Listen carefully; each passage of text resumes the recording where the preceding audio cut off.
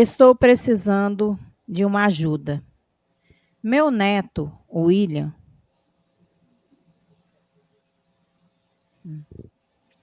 meu neto, casado, sua esposa engravidou o ano passado. Com 6 meses, nasceram 2 meninas prematuras. Uma viveu 16 horas e outra 16 dias. Isso já faz 6 meses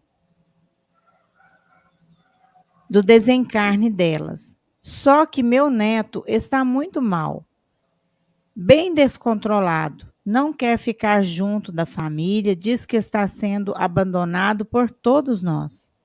Não sabemos como ajudar. Toma medicamento, mas não está funcionando. Está num luto total. Não aceita. Ele quer que a família lembre todos os meses das datas de nascimento e falecimento.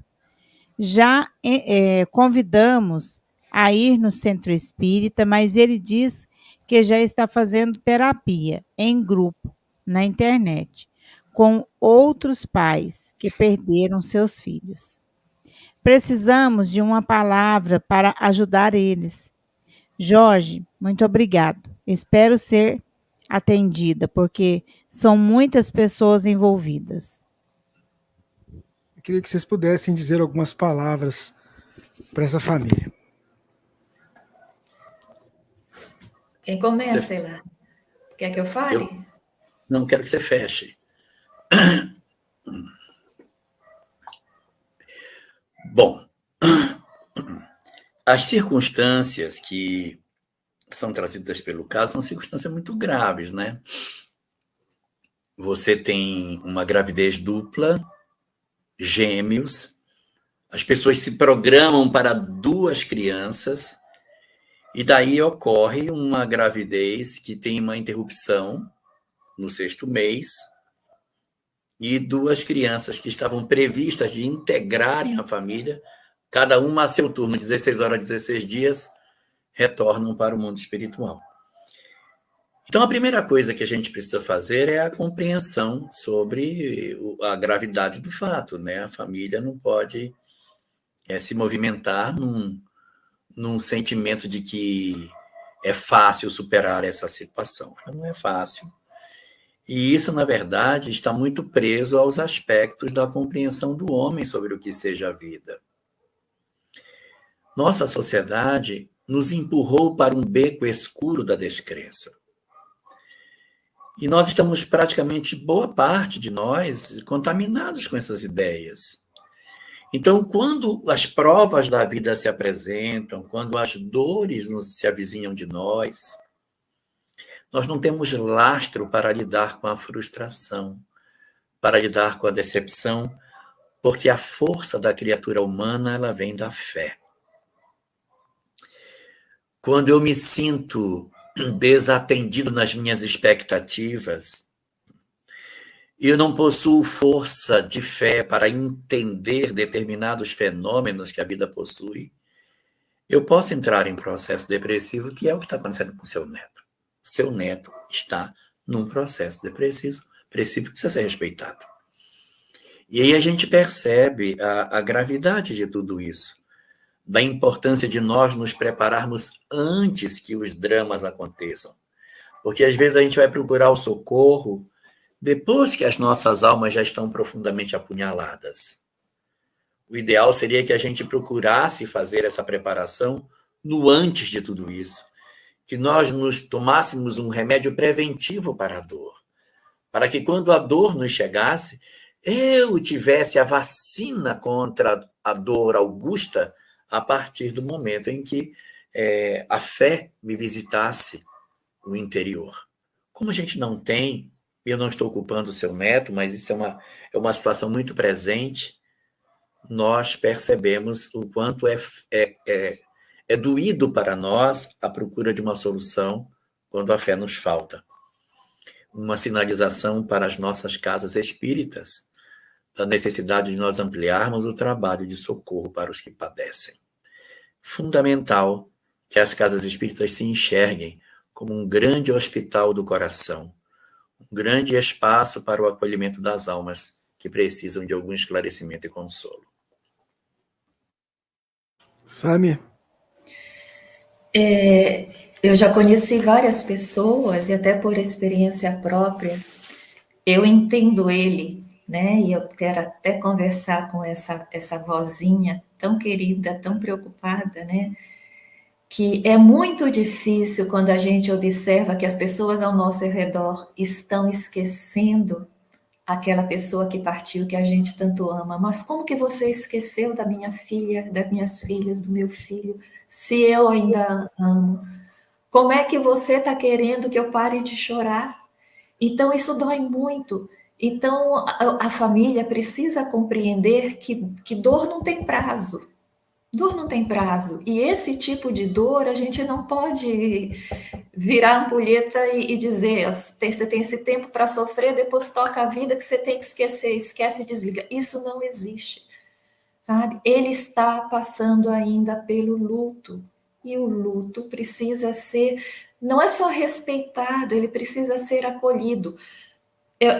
Nós visitamos há uns dias, né, lá um centro espírita aqui em Curitiba, que trabalha com luto, tem um grupo de luto, né? À luz da doutrina espírita, eles acolhem. E o que as mães diziam mais é que lá era o único lugar que elas podiam falar dos filhos dela, do irmão, do que perdeu o irmão, porque os outros não entendiam. De novo, ainda não superou?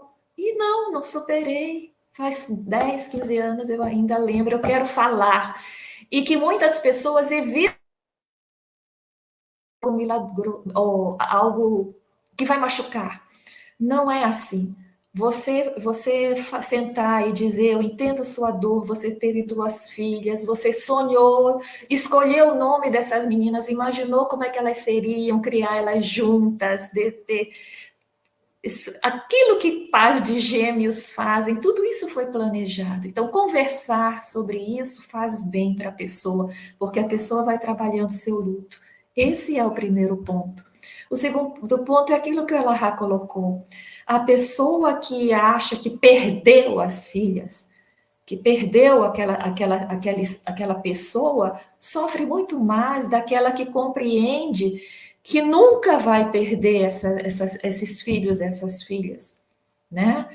E se ele tem alguma abertura para o espiritismo, primeiro acolher e, quando for possível, conversar que sim, existem almas que estão loucas para renascer, com tantos débitos, tantos problemas, que muitas vezes elas não chegam a vingar, como se diz, mas esses 6 meses que elas passaram no útero, sendo amado, sentindo a vibração de amor da mãe, a vibração de amor do pai, passando por uma fase de esquecimento, muitas vezes de dores, de mágoas, de culpas, que elas estão trazendo há séculos, ansiaram por renascer e tiveram 6 meses de descanso.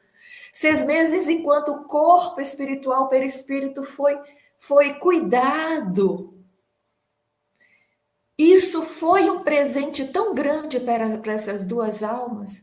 Com certeza, essas 2 almas foram recebidas em retorno ao mundo espiritual, muito mais limpas das suas dores, se sentindo muito mais amadas e muito mais curadas dos problemas que talvez os corpinhos espirituais delas trouxessem e que fizeram com que todo essa dor acontecesse de elas não conseguirem continuar encarnadas. Tentar mostrar, quando for possível para ele, que elas receberam tudo o que precisavam receber, que elas o amam como pai, ele sempre será o pai delas, e que ele não imagina o bem que fez para elas.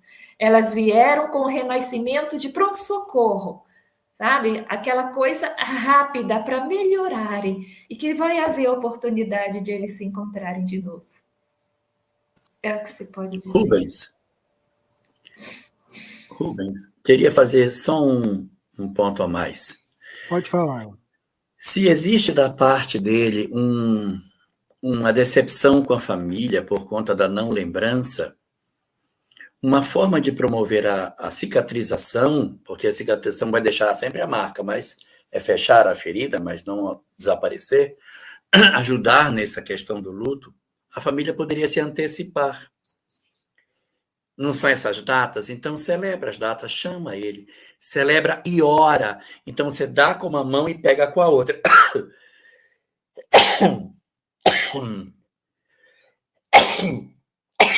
Você faz assim, faz uma reunião em família, chama ele para relembrar as meninas, para fazer contato com a dor e depois ora por elas. Recomenda as almas, então você atende a necessidade dele e atende a necessidade de que ele se aproxime do espiritual. É uma estratégia, de repente, para conseguir facilitar com que ele se aproxime de tudo isso e até se sinta mais acolhido e vai receber os benefícios da prece. Um evangelho no lar aí nesse dia seria muito, muito bom que fosse feito em homenagem às duas meninas. Acho que assim a gente conseguiria, de certa maneira, atender esse processo de acolhimento da dor dele e a aceitação dele com relação ao que de fato aconteceu.